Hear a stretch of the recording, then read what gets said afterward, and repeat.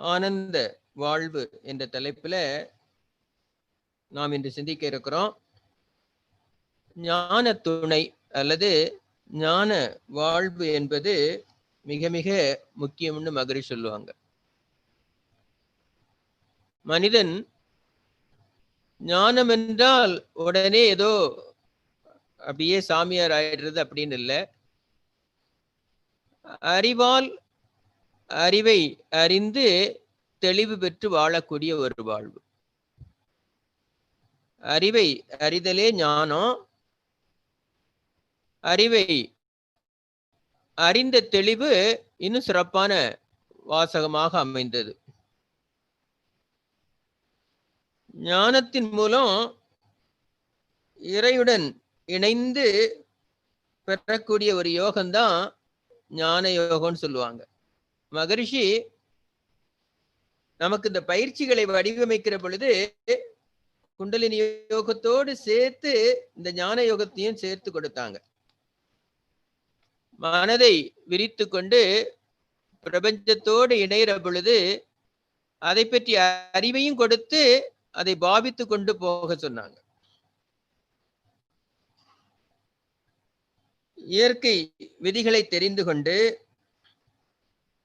சமுதாய அமைப்பையும் புரிந்து கொண்டு இன்ப துன்ப உணர்ச்சிகள் ஆகிய 3 கோணங்களின் இணைப்பிலேயே வாழ்வு நலமோடு அமைய வேண்டும் என்று இந்த 3 துறைகளை பற்றியும் தெளிவாக அறிந்த அறிவிலே முழுமை பெற்று வாழ்வதுதான் ஞான வாழ்வு. எப்படி ஒரு மனிதன் வெளிச்சத்திலே பொருட்களை தெளிவாக பார்ப்பது போல, கொள்முதல் விலை தெரிந்தவன் விற்பனை விலையை நிர்ணயிப்பது போல, முறையாக அடுக்கி வைத்த பொருட்களில் தேவையான ஒன்றை குறிப்போடு எடுத்துக்கொள்வது போல, மனிதன் எளிமையாகவும் செம்மையாகவும் வாழ்வதற்கு ஞானம் மிகவும் உதவி செய்கிறது. ஏன்னா இந்த வாழ்க்கை என்பது பொருட்களாலும் பொருட்களால் உடலும் காமத்தால் குடும்பமும் அன்புனால அறத்தால் சமுதாயமும் தத்துவ ஞான விளக்கத்தினால் சமாதான வாழ்வும் ஆக்கவும் காக்கவும் பெறுகின்றது.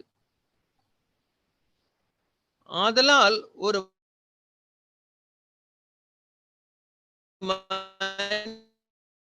மனிதனுடைய வாழ்வில சிறப்பும் இன்பமும் அமைதியும் ஏற்படுகிறது. எனவே ஞானம் என்பது வாழ்க்கைக்குரிய ஒரு விளக்கு ஆகும். மனித வாழ்க்கையில எப்படி இருட்டிலே ஒரு தீபத்தை ஏற்றுகின்ற பொழுது இருள் விலகி ஒளி வீசுகிறதோ, அதே போல மனிதனுடைய அஞ்ஞான வாழ்க்கையில இந்த ஞானம் என்னும் தீபத்தை ஏற்றுகிற பொழுது அவனிடம் இருந்த மாயை விலகி மெய்ப்பொருளை உணரக்கூடிய தகுதியை பெறுகிறான். இந்த ஞானத்தை தகுதியுடைய ஒவ்வொருவரும் பெறுதல் வேண்டும். இந்த அறிவை நிச்சயமாக இந்த சமூகம் பெற்றுக்கொள்ள வேண்டும். அதை கொண்டுதான் அவர்கள் துன்பமில்லாமல் வாழ முடியும். ஒருவேளை இந்த அறிவை பெற முடியாதவர்கள், இந்த அறிவை பெற்றவர்கள் காட்டிய வழியிலே பின்பற்றி வாழ்ந்தாக வேண்டும். ஒன்று அவர்களாக அந்த சுய அறிவை தேடி தெளிவு பெற வேண்டும், அல்லது அதை பின்பற்றி வாழ வேண்டும். அறம் தவம் இவற்றின் பயனாக ஆன்மா தன்னிலை விளக்கம் பெற்றதாக உள்ள அறிவு நிலையே ஞானம். தன்னுடைய ஆன்மாவை பற்றி அல்லது தனக்குள் இயங்கக்கூடிய அந்த ஆத்மஸ்வரூபத்தை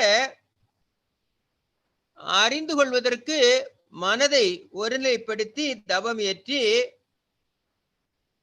அறவாழ்வு மேற்கொண்ட போது ஏற்படக்கூடிய ஒரு உயர்ந்த நிலைதான் இந்த ஞானம். இந்த நிலைய வீடு பேர் என்று சொல்லலாம், முழுமை பேர் என்று சொல்லலாம். வீடு பேருன்னா என்ன? இந்த ஆத்மா எங்கிருந்து வந்ததோ அங்கே சென்று அடைவது.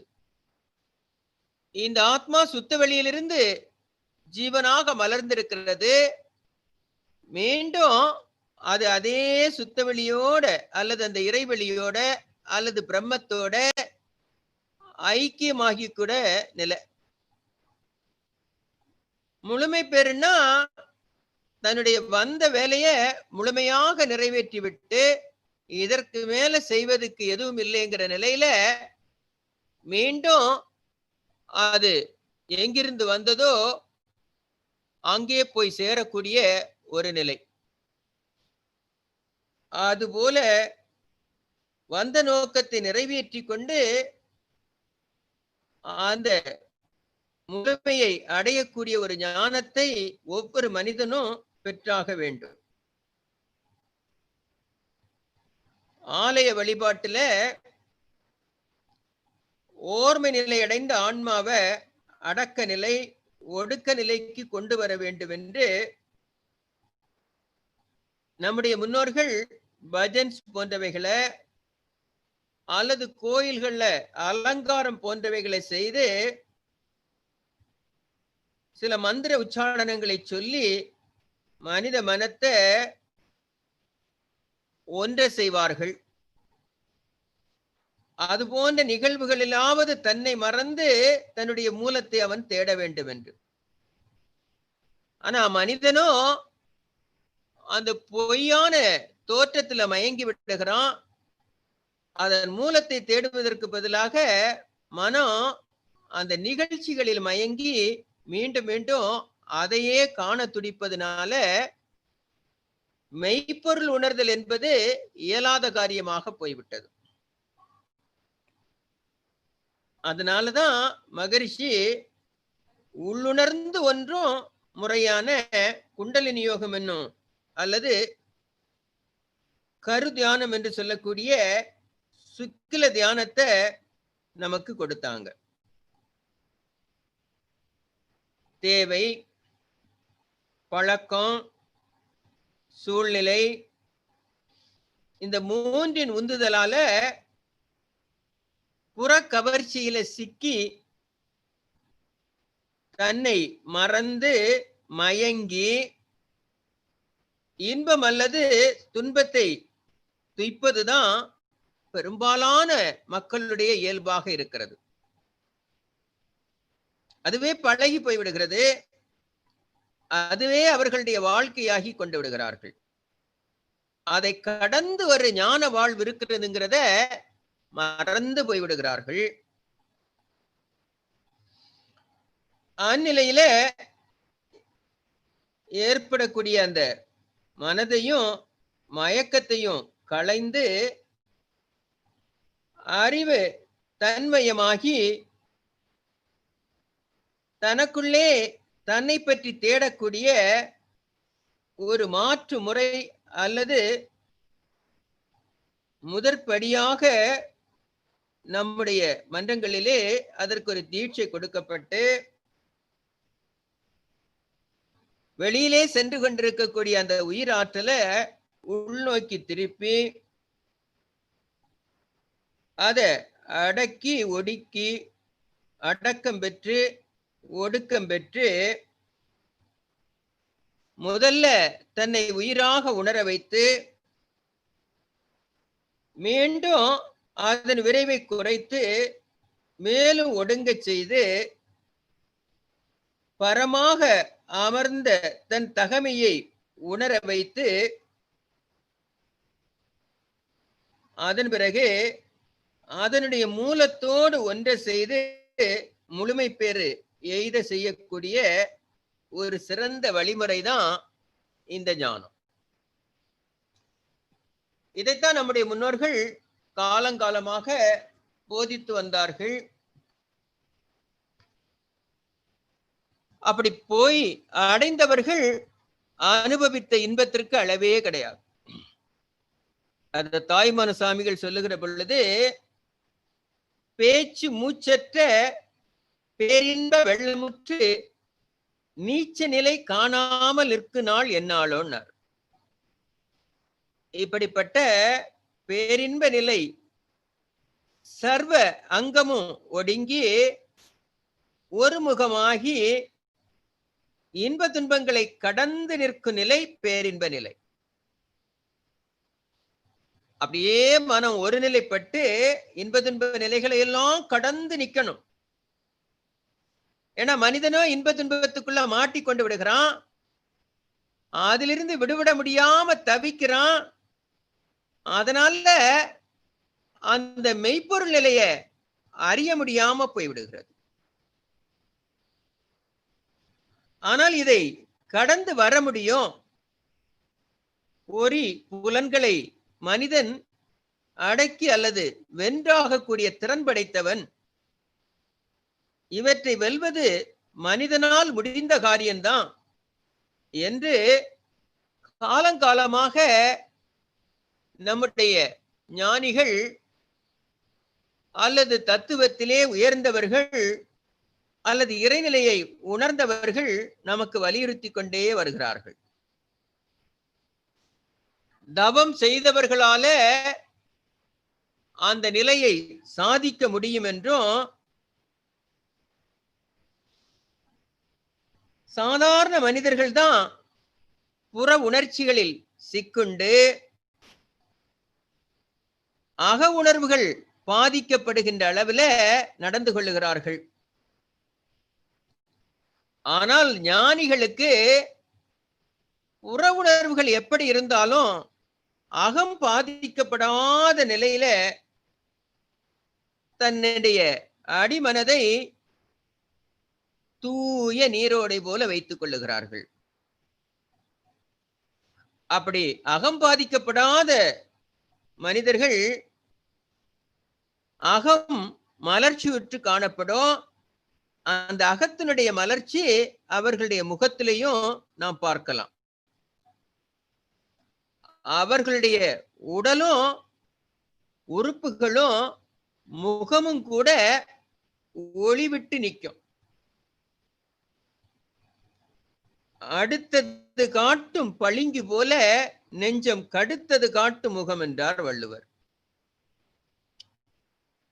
பாருங்க, அப்படி உள்வழி பெற்றவர்கள் பளிங்கு போல காட்சி தருவார்கள். ஆனா நெஞ்சத்துல கடுத்தது தேவையற்ற எண்ணங்களை வைத்திருப்பவர்களுடைய முகம் கடுகடுப்பாக இருக்கும்னார்.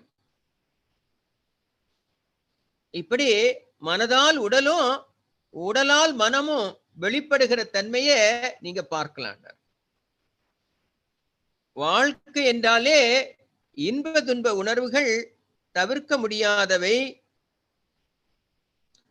ஆனால் வரக்கூடிய துன்பங்களை தாங்கிக் கொள்ளக்கூடிய மனநிலைய அகத்தவ சிந்தனையாளர்களுக்கு அந்த தவம் கொடுக்கிறது. ஒவ்வொரு துன்பங்களுக்கும் நம்முடைய கர்ம வினைகள் தான் காரணம்னு எல்லாருக்கும் தெரியும். எந்த காரணமும் இல்லாம எந்த துன்பமும் வராதுங்கிறதும் எல்லாருக்குமே தெரியும். ஒண்ணு நம்முடைய சஞ்சீத கர்ம வினையினுடைய தொடர்பாக இருக்கலாம். எனக்கு தெரியாது, என்னுடைய ஆத்மா இதற்கு முன்னாடி செய்த வினைகளின் தொடர்ச்சியாக இருக்கலாம். ஏதாவது ஒரு வினை நடக்குன்னா அதற்கு முன்னால அதற்கு ஒரு செயல் நடக்காம இருக்கிறதுக்கு வாய்ப்பே இல்லை.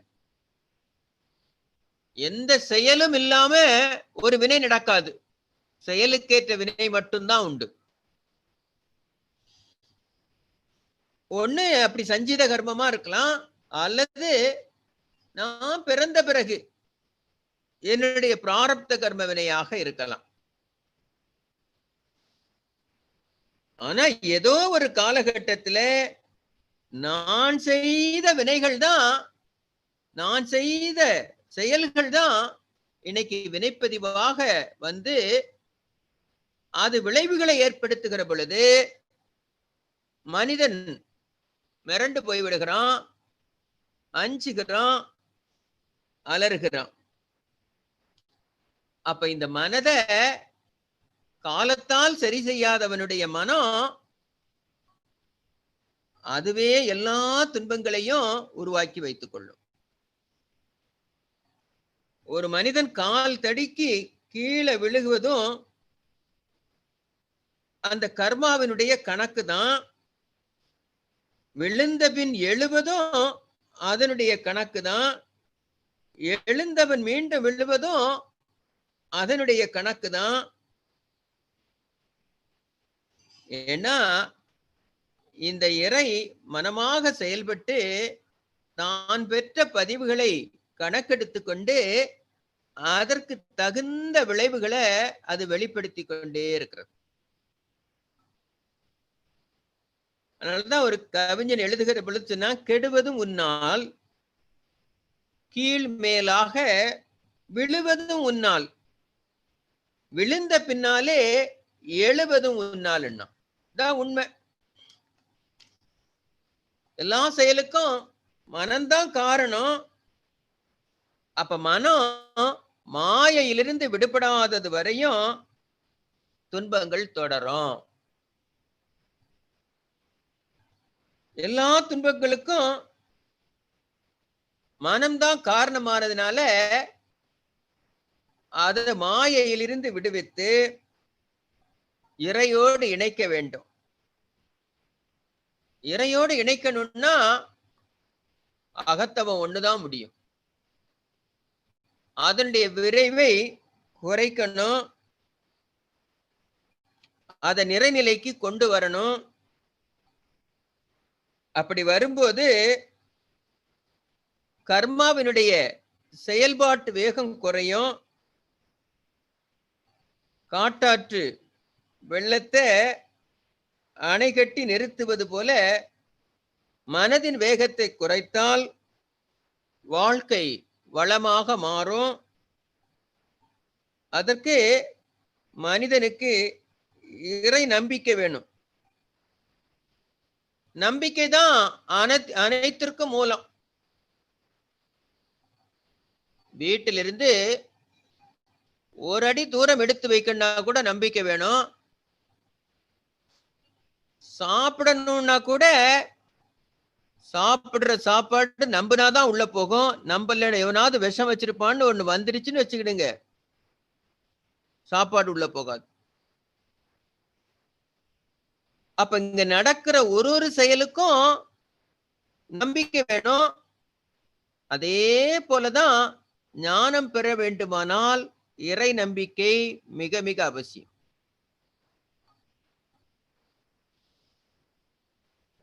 நான் எனக்கு தெரிந்த என்னுடைய சொந்தத்துல ஒரு டாக்டர் ஒருத்தர் இருந்தார், கிளினிக் வச்சிருந்தார். அங்க நிறைய பேர் வருவாங்க. அதுல சில பேர் ரெகுலரா வருவான். அப்ப நான் கேட்பேன், எதுக்காகடா டெய்லி வராங்களேன்னு. அவருக்கு என்ன ப்ராப்ளம்னு கேட்டா ஒரு ப்ராப்ளமும் இல்லைம்பா. ஆனா அத டாக்டர்கிட்ட வந்து அவன் கேட்டு தெளிஞ்ச பிறகுதான் போவான். இன்னும் சில பேர் அங்க வந்து எனக்கு ஏதோ ஆயிடுச்சுன்னு சொல்லுவான். அவனு என்ன பண்ணுவான், உடனே அவங்கள படுக்க வச்சு ஒரு ட்ரிப் போட்டு அனுப்புவான். ஏன்னா அவங்களுக்கு அதெல்லாம் போட்டாதான் அவன் மனம் திருப்தி அடையும், இல்லைன்னா அடையாது. அப்ப நான் கேட்பேன், என்னடா பண்ண அப்படின்னா, ஒண்ணுமே இல்ல, சலைன் வாட்டரை ஏத்தி அனுப்புனேன். அது வெள்ளையா போகிற போது நான் எதுவும் செய்யலன்னு தோணிடக்கூடாதுனால அதுல ஒரு மஞ்சள் ஒரு இதை கலந்து விட்டுருவோம், ஒரு சத்து பொருளை. அந்த தண்ணி கொஞ்சம் உள்ள போன உடனே அவங்களுக்கு மனசுல தெம்பு வரும். நான் கொடுத்த மருந்துல அல்ல. இன்னும் சில பேர் பாத்தீங்கன்னா வந்து உட்கார்ந்தே இருப்பான். எந்த நோயுமே இருக்காது. ஆனா எனக்கு அங்க பிடிக்குது, இங்க வலிக்குது அப்படி சொல்லிக்கிட்டே இருப்பான். இவன உடனே அதெல்லாம் கேட்டுக்கிட்டு ஒரு 5, 6 மாத்திரை அவனுக்கு வந்ததுல எடுத்து குடுப்பான். அந்த டாக்டர் அந்த மாத்திரைய குடுக்கறதெல்லாம் நான் கேட்பேன். என்னன்னு கேட்டா, சத்து மாத்திரை தான். ஆனா எதுவும் குடுக்கலன்னா அவனுக்கு திருப்தி வராது. அப்ப எதையாவது குடுத்து அவனுக்கு நம்பிக்கைய ஊட்ட வேண்டிய கட்டாயத்துல இருக்கிறேன். பாதி நோயாளிகளுக்கு ஒண்ணுமே இல்ல. ஆனா நீங்க பாத்தீங்கன்னா, தினந்தோறும் அவனுக்கு டாக்டர போய் பார்த்து அவனுக்கு ஏதாவது 2 மாத்திரை போட்டா தான் நிம்மதியே வரும் அல்லது தூக்கம் வரும். அங்க என்ன நடக்குதுன்னு கேட்டா, அந்த நம்பிக்கை டாக்டர் மேல உள்ள நம்பிக்கை தான் முதல் மருந்து. அப்புறம் தான் மீதி எல்லாம். அப்ப அதே போலதான் இறை நம்பிக்கையும். இறைவன் மேல நம்பிக்கை மட்டும் வந்துட்டுன்னா, அவனுக்கு எத்தனை துன்பத்தை நீ கொடுத்தாலும் அந்த துன்பமெல்லாம் அவனுக்கு பொருட்டாவே இருக்காது. ஏன்னா அவங்களுக்கு அதெல்லாம் தெரியாது. அவங்கள நீ கல்ல கட்டி கடல்ல போட்டாலும் சரிதான், கைய வெட்டி விட்டாலும் சரிதான், விஷத்தையே கொடுத்தாலும் சரிதான், எதுக்குமே அவங்க என்ன செய்ய மாட்டாங்க, அஞ்சவே மாட்டாங்க. ஏன்? நீ எது செய்தாலும் இறைவன் என்ன காப்பாத்துவாங்கிற நம்பிக்கை அவர்களுக்குள்ள வந்ததுனால, நீ கொடுக்கிற எதுவுமே அங்க வேலை செய்யாது. அந்த நம்பிக்கையோடு போகிற பொழுது பிரம்மேந்திரருடைய கைய வெட்டிட்டான். அவருக்கு அதெல்லாம் தெரியல. இன்னொருத்தன் சொன்னா கைய வெட்டிட்டானேன்னு. அது பரவாயில்லன்னு கைய நீட்டினாரு, மீண்டும் ஒட்டிக்கிச்சு. அவ்வளவு நம்பிக்கை. ஆக இறை மீது நம்பிக்கை வருகிற பொழுது, எப்படி ஒரு மருத்துவர் மேல நம்பிக்கை வச்சு அவன் போகிற பொழுது தண்ணிய குடுத்தா கூட சரியாகுதோ, அதே போல. அதே போல நம்பிக்கையோடு தவம் செய்கிற பொழுது கர்மாவினுடைய விரைவு குறையும். தீய காந்த அலைகள் நல்ல அலைகளாக மாற்றப்படும். நம்பிக்கை தான் வாழ்க்கை. ஒரு காலத்துல கன்னியாகுமரியில முத்துக்குட்டி சாமியார்னு ஒருத்தர் இருந்தார். பையா நாராயணன்னு சொன்னா உங்களுக்கு தெரியும். அவரை பார்க்க வரவங்களுக்கு அவர் கொடுத்த மருந்து மண்ணும் தண்ணியும் தான். அதை வாங்கி சாப்பிட்டாலே அவங்க குஷ்டரோக குறைஞ்சிரும். பல்வேறு நோய்கள் குணமாயி போயிடும். காரணம் அவர் மேல வந்த நம்பிக்கை தான். அவருக்கு இருந்த அந்த ஆற்றல், அந்த மண்ணை கையில எடுத்த உடனே அந்த ஆற்றல் அதற்குள்ள ஊடுருவுகிறது. அதை உண்பவர்களுக்கு அவர்கள் எதை நினைத்து உண்ணுகிறார்களோ அந்த துன்பம் நீங்கி போய்விடுகிறது.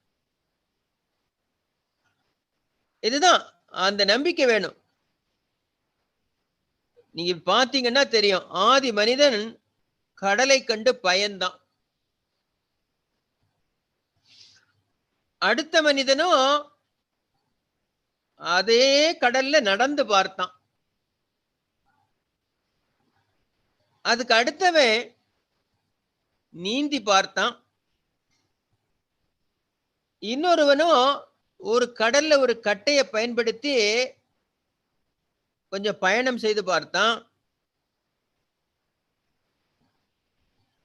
கட்டை படகாயிடுச்சு. படகு கப்பலாகிவிட்டது.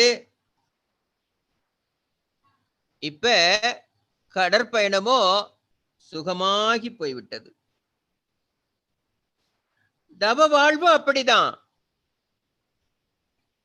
முதல்ல அதுல இறங்குறதுக்கு தான் அச்சம். நிறைய பேருக்கு என்ன நினைக்கிறான், இந்த வாழ்க்கைக்குள்ள வந்தா முதல்ல ஆண்கள் வந்தா பெண்களை அனுமதிக்கிறது இல்ல, அவன் சாமியார் ஆயிடுவான் ஒண்ணு. பெண்கள் வந்தா ஆண்கள் அனுமதிப்பதில்லை, இவ சாமியாரா போயிருவாங்களோன்னு. இப்படிதான் நிறைய பேர் மனவளக்கலைக்குள்ள வருகிற பொழுது வாழ்க்கையில பயந்து பயந்தே வர்றாங்க. என்ன நடக்குமோன்னு தெரியல. என்ன நடக்குதுன்னே தெரியாம பயந்து பயந்து வருவோம். இங்க நடக்கிறது என்னன்னு நாங்க வந்து பார்க்க சொல்லுவோம். மனிதன் மகிழ்ச்சியாக வாழ்வதற்கு தான் மனவளக்கலை.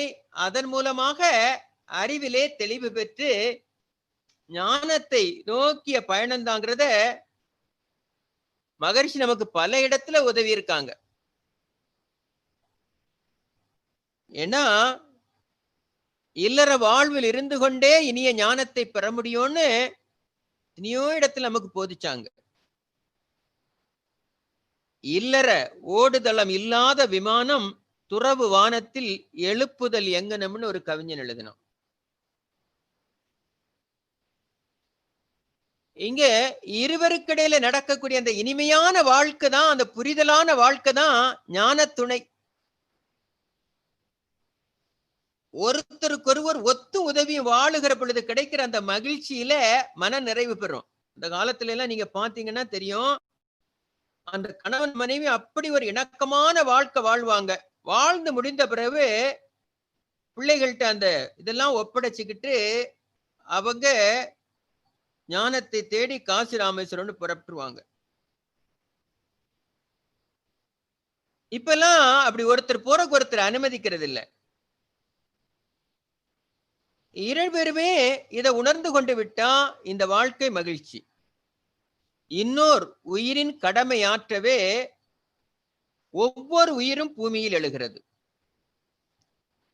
ஒருத்தரும் மற்றவர்களோட ஒத்து உதவியும் வாழ்ந்து வாழ்வதற்காக தான் இயற்கை இந்த ஏற்பாடை செய்தது.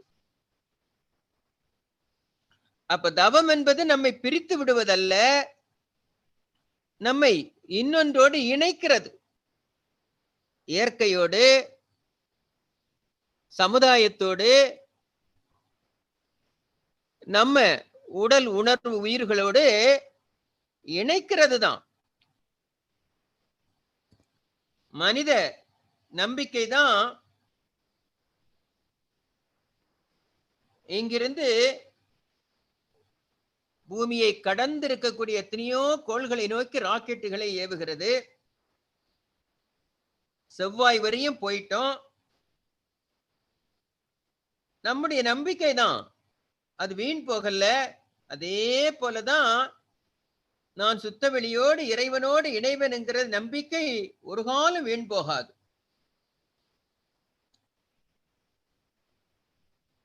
ஆன்மீக பயணம் நம்பிக்கையை அடிப்படையாக கொண்டது.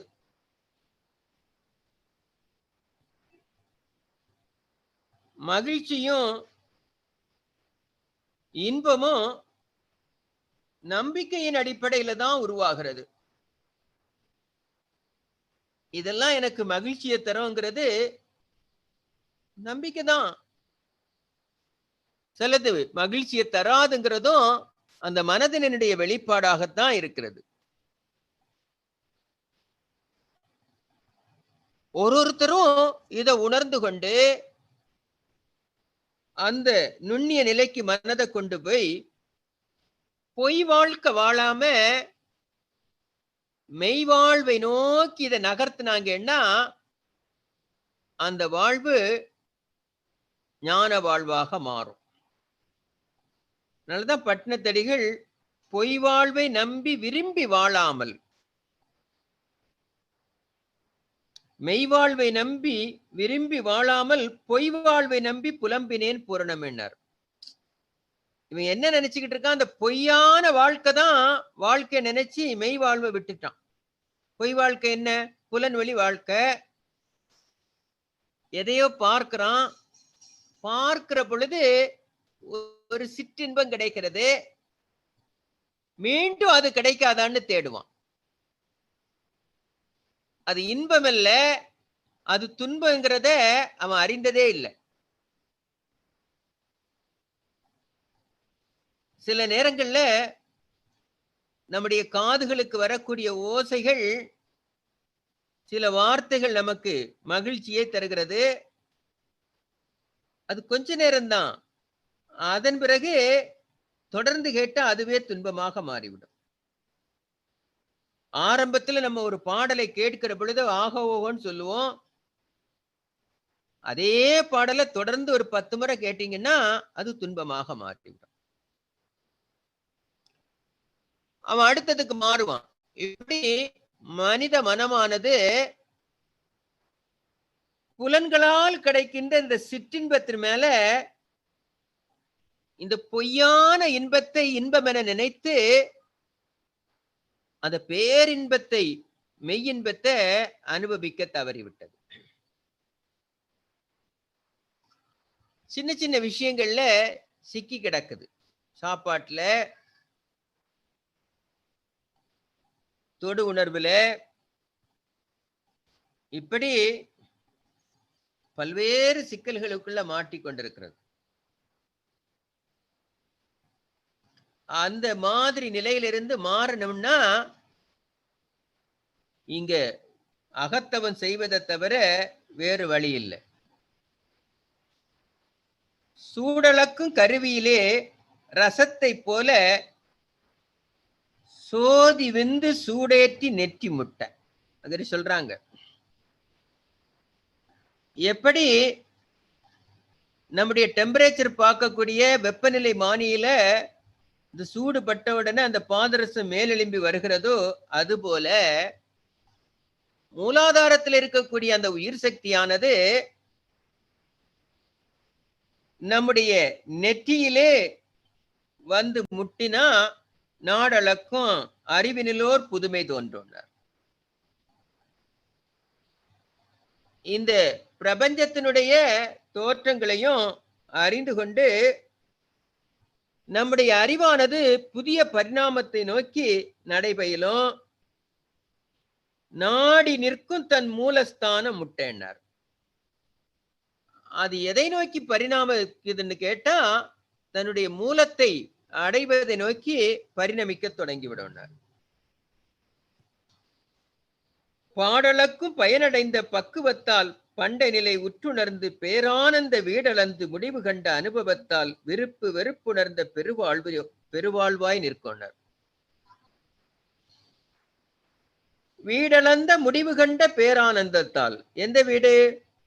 முக்தி என்னும் வீட்டை அடைந்த பேரானந்த நிலையில விருப்பு வெறுப்பில்லாத பெருவாழ்க்கைய அந்த மனம் வாழும். அப்ப தவத்தினால மட்டும்தான் இந்த ஞான வாழ்வை நீங்க வாழ முடியும். அதற்கு மூலாதாரத்தில் இருக்கிற உயிர் சக்திய இடமாற்றி வைக்க வேண்டியது அவசியம். மெய் வாழ்வு மலர மலர மாசில்லாத கண்ணாடியில எல்லாம் பிரதிபலிப்பது போல அவர் சொல்றாரு. தூய கண்ணாடியில நீ எங்க கொண்டு காட்டினாலும் அங்க இருக்கிறது அப்படியே பிரதிபலிக்கும். அதுபோல தவம் செய்து செய்து தெளிந்த மனதுல உண்மையான மெய்யை பற்றிய கருத்துக்கள் எல்லாம் தோன்ற ஆரம்பித்து விடும். அதற்கு தகுந்த வாழ்க்கையை அப்ப மனுஷன் வாழணும். அப்பதான் இதெல்லாம் நடக்கும். அதுக்கு அற வாழ்வு ரொம்ப ரொம்ப அவசியமாக இருக்கிறது. அமிர்தமே கிடைத்தாலும் தனித்து உண்ணார். இப்ப பட்ட சாதம் கிடைச்சாலே தனிச்சு சாப்பிடுவான், அடுத்தவனுக்கு கொடுக்க மாட்டான். என்ன சொல்லப்படுகிறது? அமிர்தமே கிடைச்சாலும் பங்கிட்டு சாப்பிடணும், அந்த குணம் வரணும். யார் மீதும் வெறுப்பில்லாத வாழ்க்கை வேணும். வெறுப்பே வரக்கூடாது. ஒருத்தனுக்கு ஞானம் இருக்குன்னா அடுத்தவனை பார்த்தவனுக்கு வெறுப்பு வருதுன்னா அவன் இந்த வாழ்வுக்கு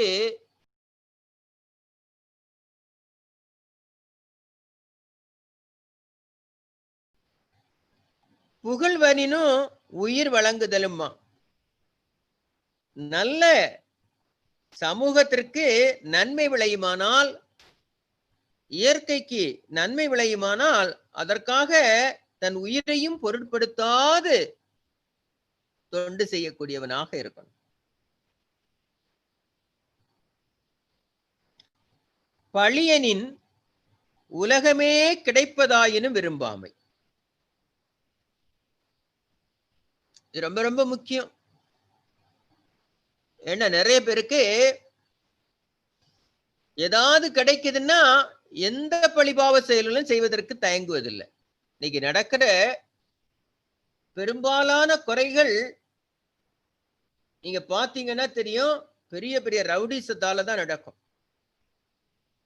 அவனுக்கு என்ன கிடைக்குதுன்னு கேட்டா, காசு கிடைக்குங்கிற ஒரே ஒரு காரணத்தை கொண்டு இன்னொரு உயிரை அறுத்து கொல்லுற கொடுமையை செய்வோம்.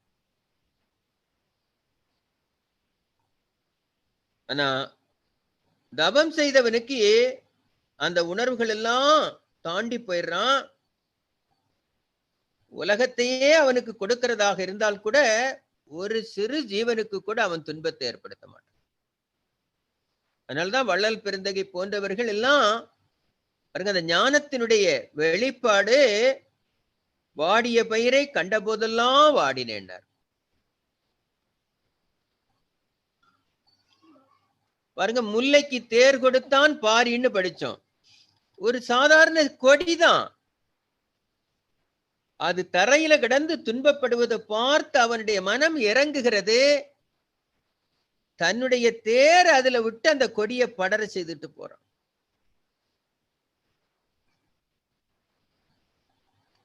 அதனாலதான் வள்ளுவர் பெருந்தகையும் கொல்லான் புலால் மறுத்தானை கைகூப்பி எல்லா உயிர்களும் தொழும்னார். எவன் தன்னை கொல்ல மாட்டான் என்ற நம்பிக்கை அந்த ஜீவன்களுக்கு வருகிறதோ அவனை பார்க்கின்ற பொழுது அந்த ஜீவன்கள் இருகை கூப்பி வணங்கும். அப்படி ஞானத்திலே உயர உயர இது போன்ற நிலைகள் எல்லாம் மாற்றங்களை அவனுக்குள்ள கொண்டு வந்துடும். அடுத்தது, தான் மேற்கொண்ட முயற்சிகள்ல கொஞ்சம் கூட சோர்வா வராத அளவுக்கு செயலாற்றும் பண்பு. பாருங்க, மகரிஷி எல்லாம் தன்னுடைய 96 வயசுல கூட தினந்தோறும் வந்து சொற்பொழிவுகளை ஆற்றிக்கொண்டு ஆசிகளை வழங்கி கொண்டு தன்னால முடிந்த வரையும் சோர்வில்லாம உழைச்சாங்க. உழைத்ததுனாலதான் இன்னைக்கு நம்மை போன்ற சாதாரண மனிதர்கள் கூட இந்த அரிய பொக்கிஷத்தை அடைவதற்கு வாய்ப்பாக அமைச்சு. ஏன்னா ஒரு ஞானம் வேண்டுமானா நெஞ்சில நேர்மை இருக்க வேண்டி இருக்கிறது. நேர்மை அதிகரிக்க அதிகரிக்க ஆத்ம தூய்மை வந்து கொண்டே இருக்கும். ஆத்ம தூய்மை வர வர அருகுணம் சீராகும். அருகுணம் சீராக அவன் அகத்துல அழகு மிளிரும். அது அவன் முகத்திலையும் வெளிப்படும். குணத்தில அழகு இருந்தா குலத்தில இணக்கம் ஏற்படும். குலம்னா முதல்ல அவன் குடும்பத்துல, அதன் பிறகு அவனை சார்ந்த எல்லாருக்கும் அது வெளிப்படும். ஞானம் என்பது வாழ்க்கை அனுபவங்களிலிருந்து திரட்டப்பட்ட தொகுப்பு. இங்க யாருமே நேரடியாக ஞானத்தை பெற்றில்லை.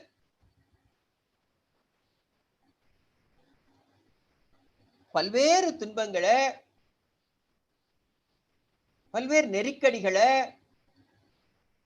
எல்லாத்தையும் அனுபவிச்சு அனுபவிச்சு அதுல இருந்து தான் அவங்க விடுபட்டு இருக்காங்க. அனுபவங்களே இல்லாத ஒருவன் 20 வயதிலே பற்றற்ற வாழ்க்கையை தொடங்கினான்னா அடுத்த சில ஆண்டுகளிலேயே அவன் அதை விடுத்து விட்டு தான் இழந்ததை தேட ஆரம்பிச்சிருவான். அதனாலதான் மகரிஷி பார்த்தாங்க. நாம் அது போல இப்ப எத்தனையோ பேரை பார்க்கிறோம். அவன் லௌகீக வாழ்க்கையில இருந்து கொண்டே சரியான முறையில வாழ்ந்து மற்றவர்களோட அனுபவிச்சு அனுபவிச்சு அவர்களுடைய இன்ப துன்பங்களில பங்கெடுத்து அதுல ஏற்படக்கூடிய கூடுதல் குறைகளை தெரிந்து கொண்டு தன்னை சரி செய்து கொண்டு அதன் பிறகு இதெல்லாம் இயல்பான விஷயம் என்று புரிந்து கொண்டு இதை கடந்து செல்வானானா வருங்காலத்திலே இது போன்ற தடைகள் அவனை தடுக்காது அவன் ஞானத்தை உறுதி செய்துவிடும். அப்படிப்பட்ட ஞானத்தில அமைதி வரும். அந்த அமைதியில பேராசை இருக்காது. கெட்ட எண்ணங்கள் எல்லாம் அடிபட்டு போகும். பற்று அளவோடு நிற்கும். உள்ளம் வெள்ளையடிக்கப்பட்டு நிர்மலமாக அல்லது நிர்சலனமாக சலனமில்லாத நிலைக்கு வரும். அப்படி குடும்ப வாழ்க்கையிலே இருந்து கொண்டு அப்படியே குடும்ப வாழ்க்கையில இருந்து கொண்டு கொஞ்சம் கொஞ்சமாக அதை மேம்படுத்தி கொண்டே வருகின்ற ஞானம் இருக்குதுவா, அதுதான் நீடித்த நிலைத்த ஞானமாக இருக்கும். குடும்பம் என்பது பல்வேறு குழப்பங்கள் நிறைந்தது. அதையும் தாண்டிதான் தவத்துல ஜெயிக்கணும். அப்பதான் அது போன்ற நிலைகள் எல்லாம் நம்முடைய வாழ்க்கையிலிருந்து அடுத்த நிலைகளுக்கு போவதற்கான பயிற்சியாக அமையும். தங்கச்சி இருப்பாங்க, அக்கா இருப்பாங்க, கட்டி கொடுத்த இடத்துல என்ன சீர் கொடுத்தான்னு கேட்பாங்க. குழந்தைகள் இருக்கும், அதை வாங்கி தரல இதை வாங்கி தரலன்னு கேட்கும். மனைவி மற்றும் பல பேரும் தாய் தந்தையர் உட்பட அவரவர் தேவைகளுக்காக முட்டி நிற்பாங்க.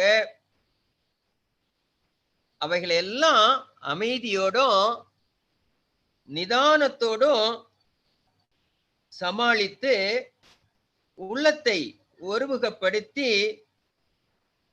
உயிரை அறியக்கூடிய சுக்கில தியானம் ஏற்றி உயர்ந்து வந்தியன்னா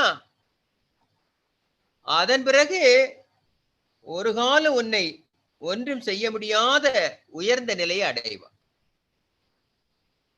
அப்படி இந்த கூட்டு வாழ்க்கையில கிடைத்த அறிவை கொண்டு அறிவிலே தெளிவு பெற்று இது அனைத்திற்கும் காரணகர்த்தாவாக இருக்கக்கூடிய அறிவை அறிந்து ஞானம் பெறணும். தினந்தோறும் நம்மளை சந்திக்க எத்தனையோ பேர் வருகிறார்கள், எத்தனையோ பேர் தொடர்பில் வருகிறார்கள். என்கிட்ட எல்லாம் எத்தனையோ ஆயிரக்கணக்கான நபர்கள் தொடர்பில் இருக்கிறாங்க. அவரவர்களுக்கு ஒரு துன்பம் இருக்கிறது. அத்தனையும் நம்ம கிட்ட கொட்டுவாங்க. எல்லாவற்றையும் நான் கேட்டுக்கொள்வதுண்டு. ஆனா அவர்கள் துன்பத்தை நாம இன்னொருத்தர்கிட்ட பகிர்ந்து கொள்ள முடியாது. அதை உள்வாங்கிக் கொண்டு அவர்களுடைய உணர்வுகளோட நாம கலந்து முடிந்தவரை அந்த ஆத்மாவுடைய துன்பம் போக்க நம்மளால இயன்ற வாழ்த்துக்களை சொல்லி அவர்களுக்கு வந்த துன்பங்கள் களைந்து விடும் என்ற நம்பிக்கைகளை ஊட்டி அன்பு காட்டி அரவணைத்து இதையெல்லாம் கடந்து நீங்கள் இறையை நினைந்து உருக தவம் செய்தா இறை ஆற்றல் உங்களுக்குள் ஊற்றெடுக்கும். அது ஊற்றெடுக்க எடுக்க உங்களுக்குள்ள உள்ள குறைகள் உங்களுக்கே தெரியும். அதிலிருந்து நீங்க விடுபட்டுட்டீங்கன்னா உயர்ந்த நிலையை அல்லது உயர்ந்த ஞானத்தை நீங்க பெறுவீர்கள் என்று கூறி அவர்களை உயர்த்தக்கூடியதுதான் இந்த ஞான வாழ்வு. ஏன்னா சில விஷயங்கள் நாம அழைத்தாலும் வராது, வருந்தி அழைத்தாலும் வராதது வரா. பொருந்துவன போகு நின்றால் போகா. நமக்குள்ளத போன்னு சொன்னா கூட போகாதுன்னா. இருந்தேங்கி நெஞ்சம் புண்ணாக நெடுந்தூரம் தான் நின்று துஞ்சுவதே மாந்தர் தொழில். துன்பங்களை துயரங்களை அனுபவித்து சமநிலை அடைவதுதான் உலகம் என்று புரிந்து கொள்ள வேண்டும். இதுதான் நமக்கு விதிக்கப்பட்ட பாதை என்பதை அறிந்து கொள்ள வேண்டும். கடந்து நின்று தவம் செய்ய வேண்டும்.